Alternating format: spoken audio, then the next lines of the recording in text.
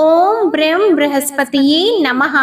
मैं हूँ वामिका और आप सभी का हमारे चैनल आध्यात्मिक सागर में हार्दिक स्वागत है। हिंदू धर्म में हर दिन किसी न किसी देवी देवता को समर्पित होता है। गुरुवार के दिन भगवान श्री हरि विष्णु और बृहस्पति देव की पूजा का विधान होता है। गुरुवार का व्रत बड़ा ही फलदायी माना जाता है। ऐसी मान्यता है कि इस दिन भगवान विष्णु की पूजा अर्चना और व्रत रखने से भगवान प्रसन्न होते हैं और भक्तों पर कृपा बरसाते हैं। माना जाता है कि गुरुवार के दिन व्रत करने और कथा सुनने से घर परिवार में सुख समृद्धि बनी रहती है। तो आइए आज आप सुनिए बृहस्पतिवार व्रत की कथा। भारतवर्ष में एक प्रतापी और दानी राजा राज्य करता था। वह नित्य गरीबों और ब्राह्मणों की सहायता करता था। यह बात उसकी रानी को अच्छी नहीं लगती थी। वह न ही गरीबों को दान देती, न ही भगवान का पूजन करती थी और राजा को भी दान देने से मना किया करती थी। एक दिन राजा शिकार खेलने वन को गए हुए थे, तो रानी महल में अकेली थी। उसी समय बृहस्पति देव साधु वेश में राजा के महल में भिक्षा लेने के लिए गए और भिक्षा मांगी, तो रानी ने भिक्षा देने से इनकार कर दिया और कहा, हे साधु महाराज, मैं तो दान पुण्य से तंग आ गई हूँ। मेरा पति सारा धन लुटाते रहते हैं। मेरी इच्छा है कि हमारा धन नष्ट हो जाए, फिर न रहेगा बांस न बजेगी बांसुरी।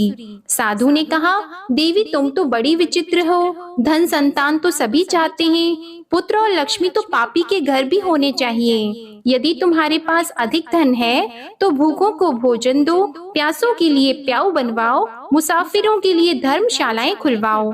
जो निर्धन अपनी कुंवारी कन्याओं का विवाह नहीं कर सकते, उनका विवाह करा दो। ऐसे और कई काम हैं जिनके करने से तुम्हारा यश लोक और परलोक में फैलेगा। परंतु रानी पर उपदेश का कोई प्रभाव नहीं पड़ा। वह बोली, महाराज आप मुझे कुछ न समझाएं। मैं ऐसा धन नहीं चाहती जो हर जगह बांटती फिरूं। साधु ने उत्तर दिया, यदि तुम्हारी ऐसी इच्छा है तो तथास्तु।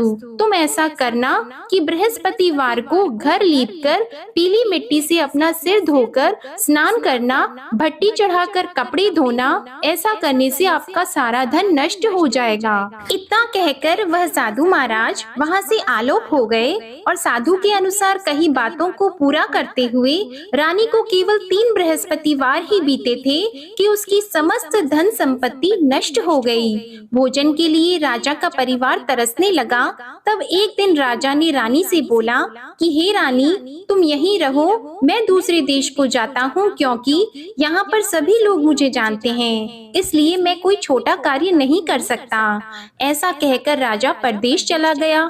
वहाँ वह जंगल से लकड़ी काट कर लाता और शहर में बेचता था। इस तरह वह अपना जीवन व्यतीत करने लगा। इधर राजा के परदेश जाते ही रानी और दासी दुखी रहने लगी। एक बार जब रानी और दासी को 7 दिन तक बिना भोजन के रहना पड़ा, तो रानी ने अपनी दासी से कहा, हे दासी, पास ही के नगर में मेरी बहन रहती है, वह बड़ी धनवान है। तू उसके पास जा और कुछ लेकर आ, ताकि थोड़ा बहुत गुजार बसर हो सके। रानी दासी की बहन के पास गई। उस दिन गुरुवार था और रानी की बहन उस समय बृहस्पतिवार व्रत की कथा सुन रही थी। दासी ने रानी की बहन को अपनी रानी का संदेश दिया, लेकिन रानी की बड़ी बहन ने कोई उत्तर नहीं दिया।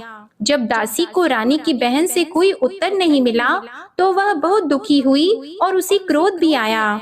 दासी ने वापस आकर रानी को सारी बात बता दी। सुनकर रानी ने अपने भाग्य को कोसा। उधर रानी की बहन ने सोचा कि मेरी बहन की दासी आई थी, परंतु मैं उससे नहीं बोली, इससे वह बहुत दुखी हुई होगी। कथा सुनकर और पूजन समाप्त करके वह अपनी बहन के घर आई और कहने लगी, हे बहन, मैं बृहस्पतिवार का व्रत कर रही थी। तुम्हारी दासी मेरे घर आई थी, परंतु जब तक कथा होती है तब तक न तो उठते हैं और न ही बोलते हैं, इसलिए मैं नहीं बोली। कहो दासी क्यों गई थी? रानी बोली, बहन तुमसे क्या छिपाऊं, हमारे घर में खाने तक को अनाज नहीं था। ऐसा कहते कहते रानी की आंखें भर आई।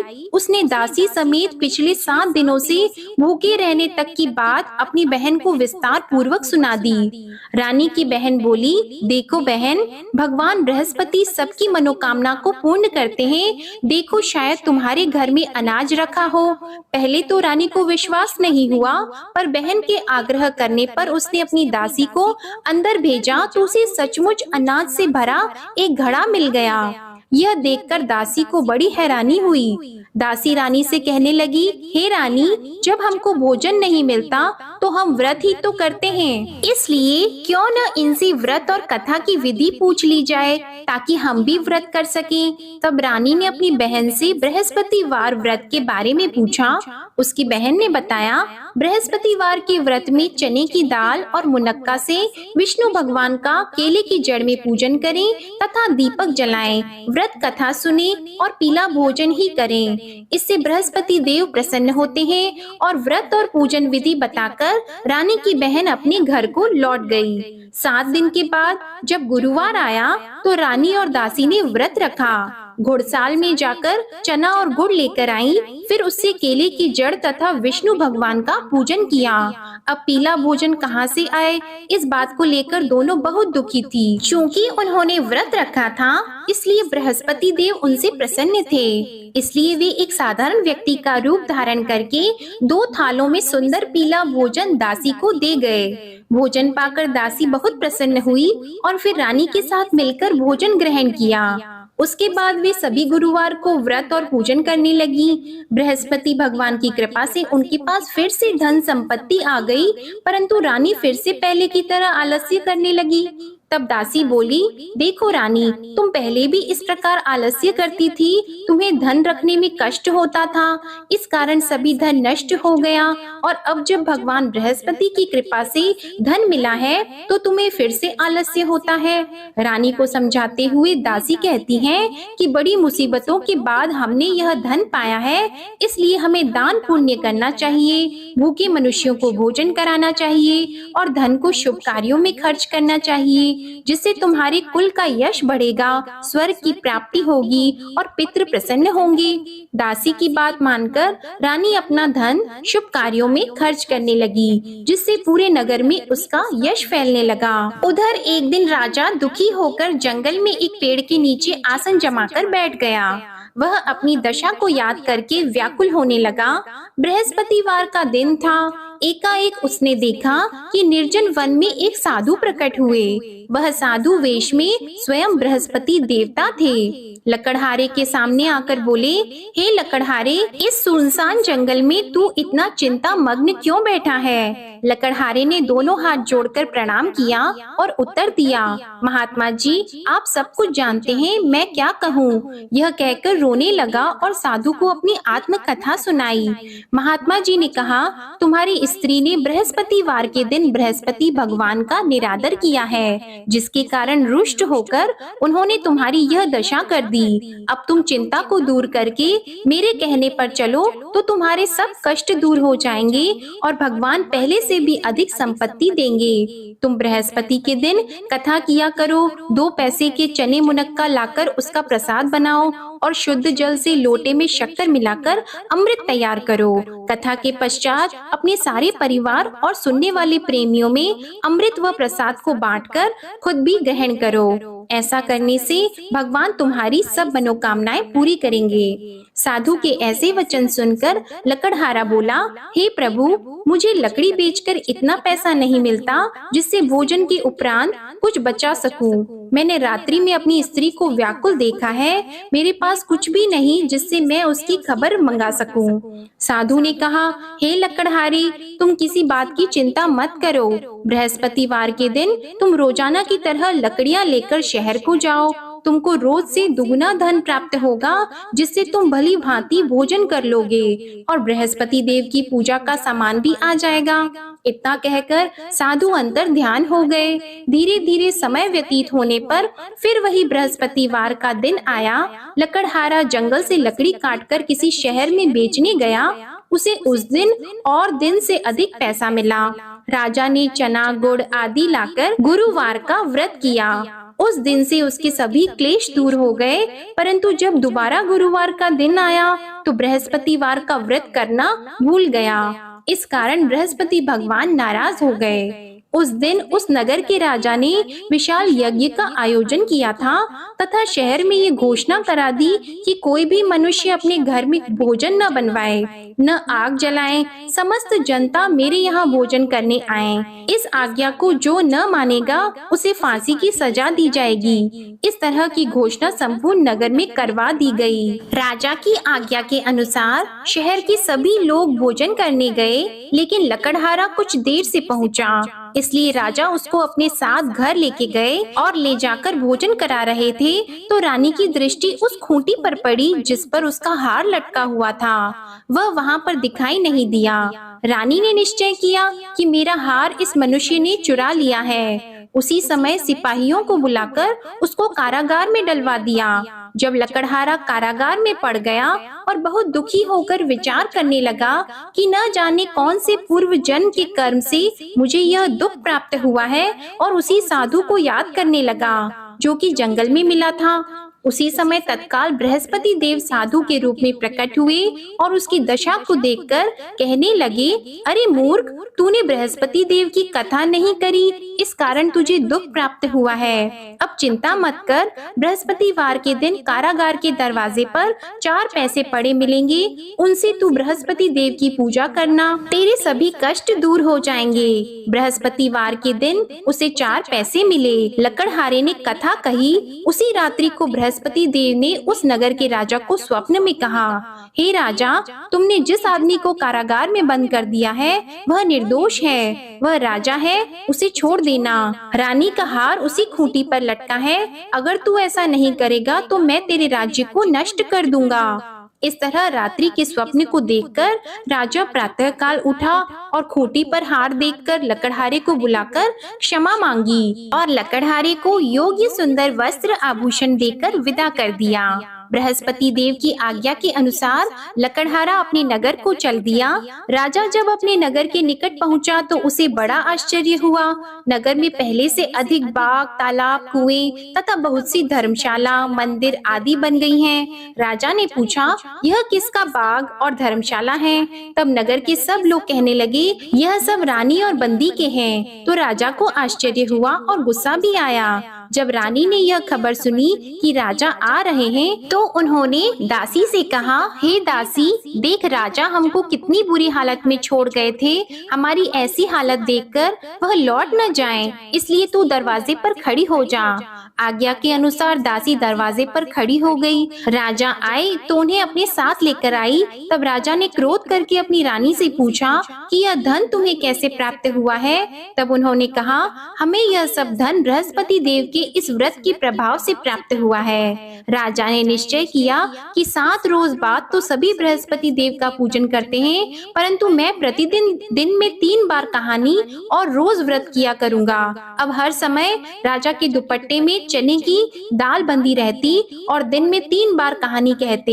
एक रोज राजा ने विचार किया कि चलो अपनी बहन के यहाँ हो आवे। इस तरह निश्चय करके राजा घोड़े पर सवार होकर अपनी बहन के यहाँ को चलने लगा। मार्ग में उसने देखा कि कुछ आदमी एक मुर्दे को लिए जा रहे हैं। उन्हें रोककर राजा कहने लगा, अरे भाइयों, मेरी बृहस्पति देव की कथा सुन लो। वे बोले, लो हमारा तो आदमी मर गया है, इसको अपनी कथा की पड़ी है। परंतु कुछ आदमी बोले, अच्छा कहो, हम तुम्हारी कथा भी सुनेंगे। राजा ने दाल निकाली और जब कथा आधी हुई थी कि मुर्दा हिलने लग गया, और जब कथा समाप्त हो गई तो राम राम करके मनुष्य उठकर खड़ा हो गया। आगे मार्ग में उसे एक किसान खेत में हल चलाता मिला तो राजा ने उसे देखकर बोला, अरे भैया, तुम मेरी बृहस्पतिवार की कथा सुन लो। किसान बोला, जब तक मैं तेरी कथा सुनूंगा तब तक 4 हरैया जोत लूंगा। जा अपनी कथा किसी और को सुनाना। इस तरह राजा आगे चलने लगा। राजा के हटते ही बैल पछाड़ खाकर गिर गए और किसान के पेट में बड़ी जोर का दर्द होने लगा। उस समय उसकी माँ रोटी लेकर आई और उसने जब यह देखा तो अपने पुत्र से सब हाल पूछा और बेटे ने सभी हाल कह दिया। तो बुढ़िया दौड़ी दौड़ी उस घुड़सवार के पास गई और उससे बोली कि मैं तेरी कथा सुनूंगी, तू अपनी कथा मेरे खेत पर चलकर ही कहना। राजा ने बुढ़िया के खेत पर जाकर कथा कही, जिसके सुनते ही वह बैल उठकर खड़े हुए तथा किसान के पेट का दर्द भी बंद हो गया। राजा अपनी बहन के घर पहुंचा। बहन ने भाई की खूब मेहमानी की। दूसरे रोज प्रातः काल राजा जगा तो वह देखने लगा कि सब लोग भोजन कर रहे हैं। राजा ने अपनी बहन से कहा, ऐसा कोई मनुष्य है जिसने भोजन नहीं किया हो? मेरे बृहस्पतिवार की कथा सुन ले। बहन बोली, हे भैया, यह देश ऐसा है कि पहले यहाँ लोग भोजन करते हैं, बाद में अन्य काम करते हैं। अगर कोई पड़ोस में हो तो देख आऊं। वह ऐसा कहकर देखने चली गई, परंतु उसे कोई ऐसा व्यक्ति नहीं मिला जिसने भोजन न किया हो। अतः वह एक कुम्हार के घर गई जिसका लड़का बीमार था। उसे मालूम हुआ कि उनके यहाँ 3 रोज से किसी ने भोजन नहीं किया है। रानी ने अपने भाई की कथा सुनने के लिए कुम्हार से कहा। वह तैयार हो गया। राजा ने जाकर बृहस्पतिवार की कथा कही, जिसको सुनकर उसका लड़का ठीक हो गया। अब तो राजा की प्रशंसा होने लगी। एक रोज राजा ने अपनी बहन से कहा कि हे बहन, हम अपने घर को जाएंगे, तुम भी तैयार हो जाओ। राजा की बहन ने अपनी सास से कहा तो सास ने कहा, हाँ चली जा, परंतु अपने लड़कों को मत ले जाना, क्योंकि तेरे भाई की कोई औलाद नहीं है। बहन ने अपने भैया से कहा, हे भैया, मैं तो चलूंगी पर कोई बालक नहीं चलेगा। तो राजा बोला, जब कोई बालक नहीं चलेगा तब तुम ही क्या करोगी? बड़े दुखी मन से राजा अपने नगर को लौट आया। राजा ने अपनी रानी से कहा, हम निर्वंशी हैं, हमारा मुंह देखने का धर्म नहीं है और कुछ भोजन आदि नहीं किया है। रानी बोली, हे प्रभु, बृहस्पति देव ने हमें सब कुछ दिया है, वह हमें औलाद अवश्य देंगे। उसी रात को बृहस्पति देव ने राजा से स्वप्न में कहा, हे राजा उठो, सभी सोच त्याग दो, तेरी रानी गर्भ से है। राजा को यह बात सुनकर बड़ी खुशी हुई। 9वें महीने में उसके गर्भ से एक सुंदर पुत्र पैदा हुआ। तब राजा बोला, हे रानी, स्त्री बिना भोजन के रह सकती है पर बिना कहे नहीं रह सकती। जब मेरी बहन आएगी तुम उससे कुछ मत कहना। रानी ने सुनकर हाँ कर दिया। जब राजा की बहन ने यह शुभ समाचार सुना तो वह बहुत खुश हुई और बधाई लेकर अपने भाई के यहाँ आई। तभी रानी ने कहा, घोड़ा चढ़कर तो नहीं आई है, गधा चढ़कर आई है। राजा की बहन बोली, भाभी, मैं इस प्रकार न कहती तो तुम्हें औलाद कैसे मिलती? बृहस्पति देव ऐसे ही हैं, जैसी जिसके मन में कामनाएं हैं सभी को पूर्ण करते हैं। जो सद्भावना पूर्वक बृहस्पतिवार का व्रत करता है एवं कथा पढ़ता है अथवा सुनता है, दूसरों को सुनाता है, बृहस्पति देव उनकी सभी मनोकामनाएं पूर्ण करते हैं। प्रेम से बोलिए बृहस्पति देव की जय। ओम नमो भगवते वासुदेवाय नमः। यह थी बृहस्पतिवार की व्रत कथा। अगर आपको ये कथा अच्छी लगी हो तो प्लीज वीडियो को लाइक करें और हमारे चैनल को भी सब्सक्राइब करें। आजकल हमारे चैनल पर अधिक मास महात्म्य और शिव महापुराण की कथाएं भी नियम से सुनाई जाती हैं। आप उन्हें भी जरूर सुनिएगा और कमेंट में भगवान बृहस्पति देव की जय लिखना मत भूलिएगा। धन्यवाद।